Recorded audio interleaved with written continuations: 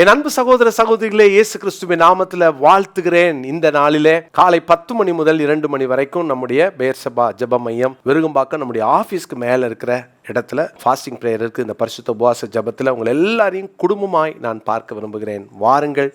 சென்னை சுற்று வட்டாரத்தில் இருக்கிறவங்க எல்லாரும் வந்து கலந்து கொள்ள உங்களை அன்போடு அழைக்கிறேன். ஜெபத்தோடு வாருங்கள். கர்த்தர் பெரிய காரியங்களை செய்வார். God bless you.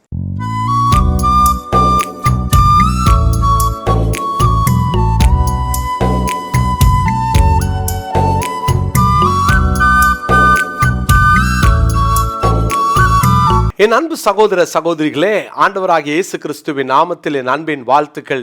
இன்றைய முத்து எனும் இந்த தியானத்தின் மூலமாய் உங்களை சந்திப்பதிலே மகிழ்ச்சி அடைகிறேன். அருமையானவர்களே, என்னாகமத்தின் புஸ்தகம் 11ஆம் அதிகாரம் 13வது வசனத்தை வாசிக்கிறேன். என்னாகமம் 11:13. இந்த ஜனங்கள் எல்லாருக்கும் கொடுக்கிறதற்கு எனக்கு இறைச்சி எங்கே இருந்து வரும்? எனக்கு இறைச்சி கொடு என்று என்னை பார்த்து அழுகிறார்களே, எங்கே இருந்து வரும்? இஸ்ரவேல் ஜனங்கள் அங்கே மோசையோடு போட வாதாடுகிறார்கள். அவர்கள் சண்டையிடுகிறார்கள். எங்களுக்கு இறைச்சி வேணும், ஏன்னா நாங்கள் அங்கே உட்காந்து சாப்பிட்டு பழகிட்டோம்.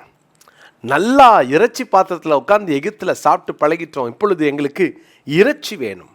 ஆண்டவர் மன்னாவை தருகிறார். ஆண்டவர் அவர்களுக்கு ஒரு பெரிய ஒரு விருந்தை கொடுத்தார், ஆசீர்வதித்தார். ஆனால் இவர்கள் எங்களுக்கு இறைச்சி வேண்டும். அப்பொழுதுதான் மோசே ஆண்டவரை பார்த்து கேட்கிறார், ஆண்டவரே, இறைச்சி எங்கே இருந்து வரும்? எங்கே இருந்து வரும்? இந்த நாளினுடைய கேள்வி, எங்கே இருந்து வரும்? ஒருவேளை உங்கள் வாழ்க்கையில் ஏதோ ஒரு சில நன்மைகள் இனி எப்படி நடக்கும், எங்கே இருந்து வரும் என்று நீங்கள் அங்கலாய்த்து கொண்டிருக்கலாம். எங்கே இருந்து வரும்? வேதத்தில் வாசிக்கிறோம். நீதிமொழிகள் 13ஆம் அதிகாரத்தின் 21ஆம் வசனம், பாவிகளை தீவினை தொடரும் நீதிமான்களுக்கோ நன்மை பலனாக வரும். நீதிமான்களுக்கோ நன்மை பலனாக வரும். நன்மை வரும். எங்கே இருந்து வரும்? பல நேரங்களில் நம்முடைய கேள்வி இதுதான். பல நேரங்களில் நம்முடைய அந்த பார்வையை குறுக்கி கொண்டோம். நம்ம சோர்ஸ் இதுதான், இந்த சோர்ஸ் கதவு அடைஞ்சாச்சுன்னா இதுக்கு மேலே வராது. இவர்களை நம்பி இருந்தோம், இவர்கள் இல்லை என்றால் அவ்வளவுதான். இந்த பேங்கை நம்பி இருந்தோம், பேங்க் எங்களை கைவிரிச்சிருச்சு. இவர்கள் எங்களுக்கு தருவார்கள் என்று நினைத்தோம், அவர்கள் தரவில்லை. யாரோ ஒருவர் கதவை அடைத்திருக்கலாம், ஏதோ ஒரு சோர்ஸ் கதவை அடைத்திருக்கலாம். ஒருவேளை இதுக்கு மேலே உங்களுக்கு வராது அப்படின்ற ஒரு நிலைக்கு தள்ளப்பட்டிருக்கலாம். எங்கே இருந்து வரும் என்ற அந்த கேள்விக்கு பிரியமானவர்களே, இன்றைக்கு நாம் பதிலை பார்க்க போகிறோம். நீங்களும் ஒருவேளை இனி எங்கே இருந்து வரும்? நிறைய நேரம் வாலிப பிள்ளைங்களை வீட்டில் வச்சுருக்கிறவங்க, திருமண வயதை எட்டின அநேக பெற்றோர் என்னிடத்தில் சொல்ல நான் கேட்டிருக்கேன், பிரதர், இதுக்கு மேலே யார் வருவா? இதுக்கு மேலே எப்படி கல்யாணம் ஆகும்? இதுக்கு மேலே எப்படி குழந்தை பிறக்கும்? இதுக்கு மேலே எப்படி என்ன நடக்கும்? இது தேவனை மட்டுப்படுத்துவதற்கு சமம். பிரியமானவர்களே, எப்படி எங்கே இருந்து வரும்? இந்த கேள்வி ஒரு நாள் நாம் கேட்கக்கூடாது. காரணம் என்ன தெரியுமா? நமக்குள்ளாக ஒரு அசைக்க முடியாத ஒரு விசுவாசம் இருக்க வேண்டும். என்னுடைய தேவன் யார்? சர்வ வல்லவர், வானத்தையும் பூமியும் படைத்தவர், வெள்ளியையும் பொன்னையும் என்னுடையது என்று சொன்னவர். அவருடைய பிள்ளைகளாகிய நம்மளை ஏற்ற நேரத்தில் என்ன தேவையோ அவர் அதை சந்திப்பார். நீங்கள் கலங்காதீங்க. எங்கே இருந்து வரும்? வேதத்தில் வாசிக்கிறோம். யோவான் 1ஆம் அதிகாரத்தில் 46வது வசனத்தில் பிலிப்பை பார்த்து நாத்தான்வேல் சொல்லுகிற ஒரு வார்த்தை உண்டு. பாருங்க, அவர் இயேசுவை அறிமுகப்படுத்துகிறார். ஆனால் நாத்தான்வேல் என்ன சொல்றாரு பாருங்களேன். 1ஆம் அதிகாரம் 46. அதற்கு நாத்தான்வேல், நாசரேத்தூரிலிருந்து யாதொரு நன்மை உண்டாக கூடுமா என்றான். அதற்கு பிலிப்பு, வந்து பார் என்றார். ஏதாவது நன்மை நடக்குமா? ஏதாவது நன்மை கிடைக்குமா? கர்த்தருடைய பிள்ளைகளே, உங்கள் வாழ்க்கையில் ஒருவேளை இதுக்கு மேலே அங்கேருந்து நன்மை வருமா? வரும், வரும். எங்கேருந்து வரும்? வேதத்தில் நான் 3 வார்த்தைகளை உங்களுக்கு காண்பிக்க விரும்புகிறேன். முதலாவது, 121ஆம் சங்கீதம் 1வது வசனம். சங்கீதம் 121:1 நான் வாசிக்கிறேன். எனக்கு ஒத்தாசை வரும் பர்வதங்களுக்கு நேராக என் கண்களை ஏறெடுக்கிறேன். எனக்கு ஒத்தாசை வரும் பர்வதங்களுக்கு நேராக என் கண்களை ஏறெடுக்கிறேன். எங்கிருந்து வரும்? உங்களுக்கு பரத்திலிருந்து தான் வரும். அதனால தான் யாக்கோபு 1ஆம் அதிகாரத்தின் 17வது வசனத்தில் வாசிக்கிறோம். யாக்கோபு 1:17, நன்மையான எந்த ஈவும் பூரணமான எந்த வரமும் பரத்திலிருந்து உண்டாகி ஜோதிகளின் பிதாவினிடத்திலிருந்து இறங்கி வருகிறது. ஆமேன். அவரிடத்தில் யாதொரு மாறுதலும் யாதொரு வேற்றுமையின் நிழலும் இல்லை. நன்மையான எந்த ஈவும் பூரணமான எந்த வரமும் ஜோதிகளின் பிதாவினிடத்திலிருந்து இறங்கி வருகிறது. வரும். இதை கேட்டுக்கொண்டிருக்கிற தேவனுடைய பிள்ளைகளே, தேவன் தருவார். என்ன செய்வது? எங்கேருந்து வரும் கேள்வி கேட்டுட்டு இருக்கிறீங்களா? பரத்திலிருந்து வரும். நாம் என்ன செய்ய போகிறோம்? ஒன்று, அந்த 121:2 வாசிக்கிறோம், வானத்தையும் பூமியும் உண்டாக்கின கர்த்தரிடத்திலிருந்து எனக்கு ஒத்தாசை வரும். கர்த்தரை மாத்திரம் பாருங்கள், கர்த்தரை பாருங்கள், ஒத்தாசை வரும். மனுஷனை அல்ல. மனிதர்கள் வாக்கு கொடுத்திருக்கலாம், மனிதர்களை அல்ல. கர்த்தரை பாருங்கள், உங்களுக்கு ஒத்தாசை வரும்.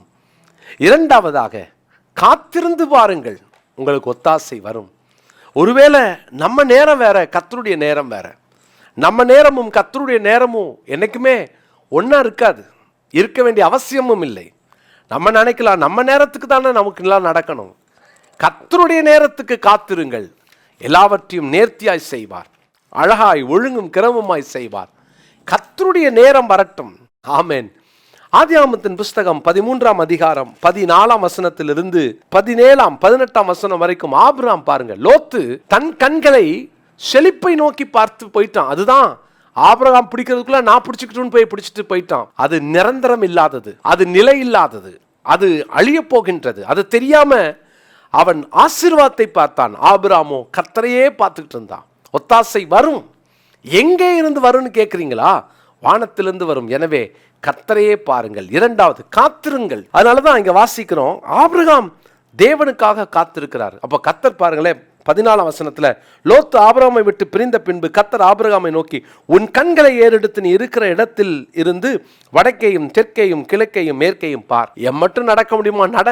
நீ நடந்து திரிகிற கால் வைக்கிற எல்லாத்தையும் உனக்கு தரேன். எவ்வளவு பெரிய மகிமையான ஆசீர்வாதத்தை கர்த்தர் கொடுக்கிறார் பாருங்களேன்.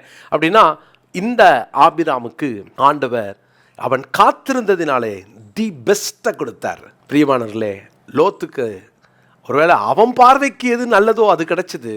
ஆனால் தேவனே கொடுத்தா சிறந்ததை கொடுப்பார். இன்னைக்கு உங்கள் வாழ்க்கையிலையும் கர்த்தர் உங்களுக்கு சிறந்ததை வைத்திருக்கிறார். சோர்ந்து போகாதீங்க. எங்கிருந்து வரும்? கர்த்தரை பாருங்கள். இரண்டாவது, காத்திருந்து பாருங்கள். மூன்றாவது, யோபுவின் புஸ்தகம் 22ஆம் அதிகாரம் 21வது வசனம். யோபு 22:21, நீர் அவரோட பழகி சமாதானமாயிரும், அதனால் உமக்கு நன்மை வரும். அவரோட பழகி சமாதானமாயிரும். எனக்கு முன்னால் அவங்க பிடிச்சிக்கிட்டாங்க, எனக்கு வர வேண்டியது அவங்க எடுத்துக்கிட்டாங்க, நான் காத்திருந்தேன், வெயிட் பண்ணேன், ஒன்றும் கிடைக்கல. அது மாத்திரமல்ல, அதனால நான் இப்பொழுது ஜெபம் பண்ணுறதில்லை. நான் வெயிட் பண்ணி பார்த்தேன், கர்த்தர் கொடுக்கல. நான் வெயிட் பண்ணேன், அதனால் இப்போல்லாம் நான் ஜெபம் பண்ணுறதில்லை, பைபிள் படிக்கிறதில்லை, சர்ச்சுக்கு போகிறதில்ல, எனக்கு நம்பிக்கையே போயிடுச்சு பிரதர் அப்படின்றீங்களா? அவரோட பழகி சமாதானமாய் இரும், உங்களுக்கு நன்மை வரும். நம்ம அவர் தானே காத்திருக்கிறோம், நம்ம அவர் டைமுக்காக காத்திருக்கிறோமே. அப்படின்னா எப்படி வராமல் போகும்? சமாதானமாய் பழகி பாருங்கள் தேவனிடத்திலே. அவர்கிட்ட மட்டும் சண்டை போட்டுறாதீங்க. என்ன வேணாலும் நடக்கட்டும், அவர் கையை பிடிச்சிக்கோங்க, அவருடைய பாதத்தில் உட்கார்ந்துருங்க. என்ன வேணாலும் போகலாம், யார் வேணாலும் நம்மளை விட்டு போகலாம். அவரோடு பழகி சமாதானமாக இருந்து பாருங்கள். ஏற்ற காலத்தில் கர்த்தர் உங்களுக்கு நன்மையை தருவார். ஆண்டவர்களை ஆசீர்வதிப்பார். எனவே நமக்கு ஒத்தாசை வரும். எங்கிருந்து வரும் அப்படின்னு நீங்கள் கேட்குறீங்களா? பரத்திலிருந்து வரும். யாக்கோபு 1ஆம் அதிகாரத்தின் 17ஆம் வசனத்தை இந்த நாளுக்குரிய மனப்பாட வசனமாய் குறித்துக் கொள்ளுங்கள். யாக்கோபு 1:17. ஜெபிக்கலாமா? நல்ல தகப்பனே, பரத்திலிருந்து எங்களுக்கு ஒத்தாசை வரும், நாங்கள் விசுவாசிக்கிறோம். அந்த ஒத்தாசைக்காக நீர் தருவீர். எனவே உமக்கு காத்திருக்கிறோம். ஆண்டவரே, நாங்கள் உண்மையே பார்த்திருக்கிறோம். நாங்கள் உம்மோடு பழகி சமாதானமாய் இருந்து நீர் கொடுப்பதை பெற்றுக்கொள்ள எங்களை அர்ப்பணிக்கிறோம், காத்திருக்கிறோம். யாரெல்லாம் இன்றைக்கு காத்திருக்கிறார்களோ, ஒருவேளை நம்பிக்கை இழந்து போயிட்டாங்களோ, உங்கள் பிள்ளைகளுக்கு திரும்ப எங்கேருந்து வரும்னு சொல்லி கேட்ட கேள்விக்கு நீர் பதில் தந்ததற்காக ஸ்தோத்திரம். உடைய பிள்ளைகள் அந்த நன்மையை பூரணமாய் சுதந்திரித்துக் கொள்ளட்டும். இயேசுவின் நாமத்தில் ஜெபிக்கிறோம் நல்ல பிதாவே, ஆமென். பிரியமானவர்களே, உங்களை அன்போடு வாழ்த்துகிறேன். விங்ஸ் ஆஃப் விக்டரி IAS அகாடமியை குறித்து சில காரியத்தை உங்களோடு பகிர்ந்து கொள்ள விரும்புகிறேன். 2025-26 ஆகிய இந்த ஆண்டுக்கான UPSC தேர்வுக்கான பிரிலிம்ஸ் மெயின்ஸுக்கான அட்மிஷன்ஸ் நடந்து கொண்டிருக்கிறது. மிக குறைந்த ஃபீஸை தான் நாங்கள் வாங்குறோம். அதுவும் இந்த வருஷம் நமக்கு கிடைத்திருக்கிற ஃபேக்கல்டிஸ் ஒவ்வொரு ஆண்டும் 2 அல்லது 3 பேர் UPSC கிளியர் பண்ணி அவர்கள் நல்ல பதவிகளிலே அமர்ந்திருக்கிறவர்கள். அப்படிப்பட்ட ஒரு நல்ல தலைவர்களை உருவாக்கின ஃபேக்கல்டிஸ் தான் நம்ம இந்த வருஷம் எடுத்திருக்கிறோம். எனவே இந்த நாளில் மிக கொஞ்சம் சீட் தான் இருக்கிறதுனால வேகமாக தரிசனம் உள்ள, தேசத்தை கலக்க வேண்டும் என்ற தரிசனம் உள்ள இளைஞர்கள் உடனடியாக கீழே காண்கிற இந்த ஃபோன் நம்பரை குறித்து கொண்டு நீங்கள் இதில் இணைய அப்ளிகேஷன்ஸை உடனே ஃபில் பண்ண உங்களை அன்போடு கேட்டுக்கொள்கிறேன். முதல்ல வரவங்க அப்ளிகேஷன் போடுறவங்களுக்கு மட்டும்தான் நம்ம ஹாஸ்டல் ஃபெசிலிட்டியை தர முடியும். மற்றபடி நீங்கள் வந்து டே ஸ்காலராகவும் வந்து படித்து போகலாம். எனவே இந்த ஆண்டு உங்களுக்கு ஒரு பெரிய வாசலை ஆண்டவர் தந்திருக்கிறார். பயன்படுத்தி கொள்ளுங்கள். கர்த்தர் உங்களை ஆசீர்வதிப்பார். God bless you.